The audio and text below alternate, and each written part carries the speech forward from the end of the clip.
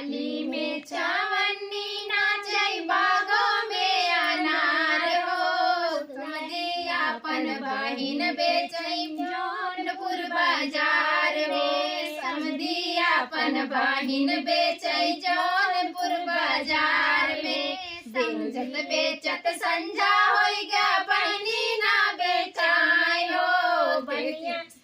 बनिया साले ले जाओ बनी मोर छिनार हो। हे बनिया तू वैसे ले जा बहिनी मोर छिनार हो। थाली में चवन्नी नाचै बागों में अनार हो। दुल्हा अपन बहिन बेचै जौनपुर बाजार हो। दुल्हा अपन बहिन बेचै जौनपुर बाजार में।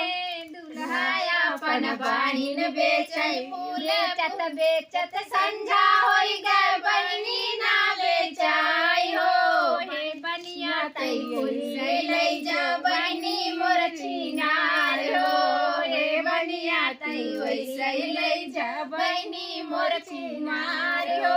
हे बनिया तू वैसे ले जा बहिनी माटी में चवन्नी नाचै बागों में अनार हो। अपन बहिन बेचै इलाहाबाद बाजार हो। बरतियन अपन बहिन बेचै इलाहाबाद बाजार में। बरतियन अपन बहिन बेचै बेचत बेचत संझा होई गा बहिनी ना बेचाई हो। हे बनिया तू वैसे ले जा बहिनी मोर छिनार हो। हे बनिया तू वैसे ले जा बहिनी मोर खराब हो। हे बनिया तू वैसे ले जा।